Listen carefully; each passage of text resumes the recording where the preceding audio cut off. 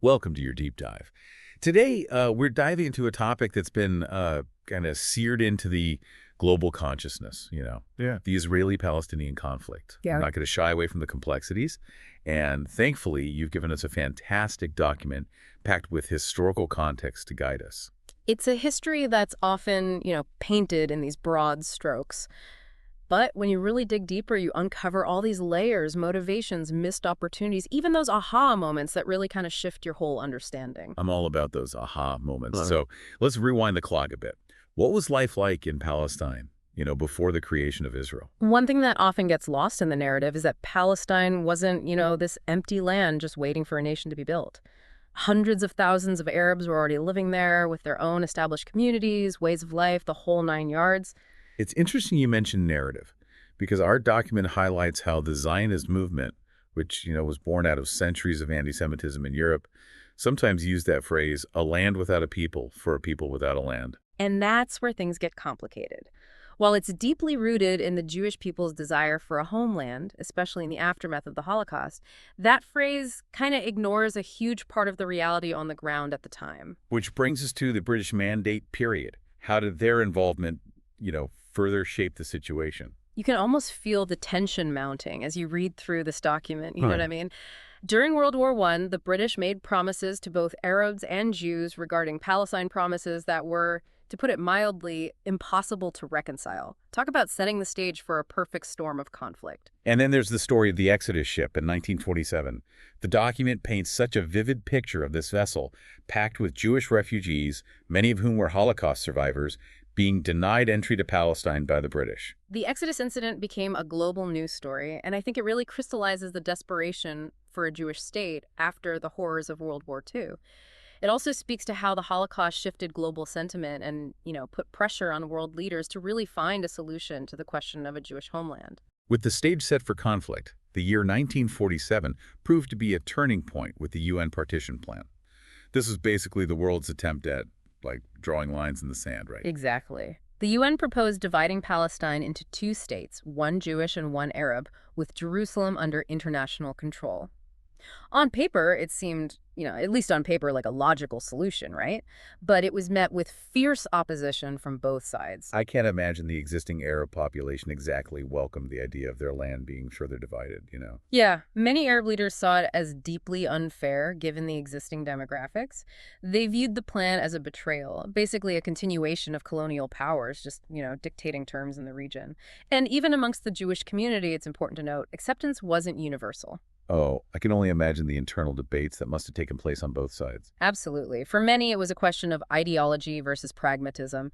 Do you hold out for a different solution or accept a flawed plan in the hopes of securing some form of self-determination? It's a question with, no easy answers. And tragically, that hope for a peaceful resolution was short-lived. In 1948, the 1948 Arab-Israeli War erupted, which the document refers to as al-Nakba, the catastrophe from the Palestinian perspective. It's a term that speaks volumes about the lasting trauma of this period. Hundreds of thousands of Palestinians were displaced from their homes, creating a refugee crisis that continues to this day. For Israelis, it was a war of independence. For Palestinians, it was the Nakba. And the war completely redrew the map of the region, further fueling tensions with Israel expanding, Egypt controlling Gaza, and Jordan taking the West Bank. Less than 2 decades later, in 1967, the Six-Day War exploded onto the scene. The Six-Day War was another pivotal moment, shifting the balance of power dramatically. Israel's swift victory resulted in their occupation of the West Bank, Gaza, East Jerusalem, the Sinai Peninsula, and the Golan Heights. It feels like with each conflict, the stakes just got higher, the losses more profound, and that path to peace even more elusive. It's a tragic cycle of war and displacement, with each event creating new grievances and deepening the divides. And it's during this period, the late 1960s, that we see the beginning of Israeli settlements in the occupied territories, a move that remains highly contested to this day. The document doesn't shy away from the debate surrounding the settlements, highlighting how their legality under international law is a major point of contention. It's a complex issue with huge implications for any future peace agreement. The presence and expansion of these settlements within the occupied territories continue to be major roadblocks in negotiations and a source of immense frustration for Palestinians. So we're in the 1970s. And just as the dust starts to settle from the Six-Day War, the Yom Kippur War erupts in 1973, catching Israel by surprise. This war, launched by Egypt and Syria to reclaim territory lost in the Six-Day War, exposed vulnerabilities in Israel's military. But more importantly, I think, it led to a significant shift in the geopolitical landscape. Because this is where the United States steps in as a major player, Right. brokering peace between Egypt and Israel. It was a surprising turn of events. Egypt, in exchange for the return of the Sinai Peninsula, became the first Arab state to officially recognize Israel. It was a huge step towards peace, but it also highlighted the deep divisions within the Arab world regarding Israel, as Egypt was actually suspended from the Arab League for making this deal. And amidst all these, seismic shifts in the region, another player enters the scene, the Palestinian Liberation Organization, or the PLO. The document paints a picture of the PLO as this, major force, but it also acknowledges the internal struggles they faced in terms of how to actually approach the conflict with Israel. Right, it's an important point. Within the PLO, there was always this ongoing debate. Armed struggle versus diplomacy. Yasser Arafat, the PLO's leader, he became this globally recognized figure. But even within the organization, there were these different schools of thought on how to achieve Palestinian self-determination. It's like a microcosm of the complexities within the larger conflict itself, in a way. And then, in the midst of all this, comes this glimmer of hope. The Oslo Accords in 1993. I remember it being huge news at the time, a handshake scene around the world. Oh yeah, Oslo was truly groundbreaking. For the first time, Israel officially recognized the PLO as the representative of the Palestinian people, and the PLO recognized Israel's right to exist. It really felt like, finally, maybe a path to peace was opening up. The document mentions the creation of the Palestinian Authority and this idea of a phased approach to negotiating a final peace agreement. Was there a sense that this time things would actually be different? I mean, there was definitely hope, but also skepticism for sure. The Oslo Accords were deeply, and I mean deeply, polarizing. Some people saw it as a straight-up betrayal, others as, the only way forward. You even had internal factions within both Israeli and Palestinian leadership that opposed the Accords, some definitely more vehemently than others. And tragically, that fragile hope was shattered.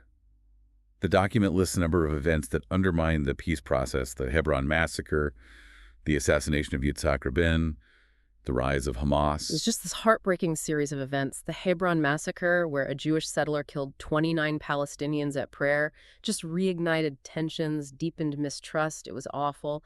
Then the assassination of Israeli Prime Minister Yitzhak Rabin, a key figure in the peace process. It was a devastating blow.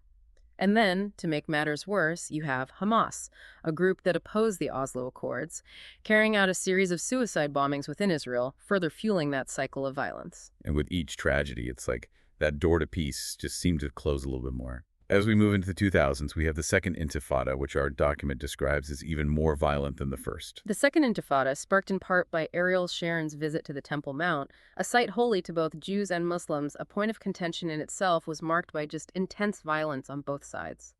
The death toll was staggering. And it is important to understand the significance of the Temple Mount, right? I mean, it's not just any piece of land. Absolutely not. For Jews, it's the site of the first and second temples, so literally the holiest site in Judaism. For Muslims, it's known as the Noble Sanctuary, the third holiest site in Islam, believed to be where the Prophet Muhammad ascended to heaven. So you can see how even stepping foot on that ground is a deeply, deeply sensitive issue. Yeah, it adds a whole other dimension of complexity to an already impossible situation. Yeah. And during the same period, we see Israel withdraw from Gaza, but then impose a blockade. Right. The Gaza withdrawal in 2005, it was presented by Israel as a step towards peace. But that subsequent blockade, which restricted the movement of people and goods in and out of Gaza, it created this whole other set of humanitarian and political challenges. It's honestly a lot to process, even just hearing it. You also have the split between Fatah and Hamas, creating further divisions within the Palestinian territories. And then, as if things weren't complicated enough, Israel gets into a war with Hezbollah in Lebanon in 2006. Yeah, the 2006 Lebanon War really demonstrated Hezbollah's growing military capabilities and further entrenched, I think, the regional dynamics of the conflict. It also really highlighted just how interconnected all these various conflicts in the Middle East really are. It's like a tangled web. And just when it seems like the situation couldn't get more tangled, we have the Abraham Accords in 2020. It feels like such a stark contrast to everything we've been discussing up to this point. The Abraham Accords were a major diplomatic breakthrough, you're right. It saw Israel normalize relations with the United Arab Emirates, Bahrain, and later Morocco. It was a pretty significant shift in regional alliances for sure. But the document also points out that this seemed to completely sidestep the Palestinian issue, which, I mean, must have been incredibly disheartening for many Palestinians. Absolutely. The Abraham Accords were definitely met with very mixed reactions. While some people hailed them as a step towards peace, others saw them as a betrayal of the Palestinian cause, as they seemed to normalize Israel's occupation and kind of just sideline the whole issue of Palestinian statehood. And sadly, just a few years later, that hope for a broader peace seemed to, evaporate with the outbreak of another war in 2023. The 2023 war, launched by Hamas in what they called Operation Al-Aqsa Flood, was a massive, massive escalation. It involved thousands of rockets being fired into Israel, ground incursions, just a level of violence that hadn't been seen in years.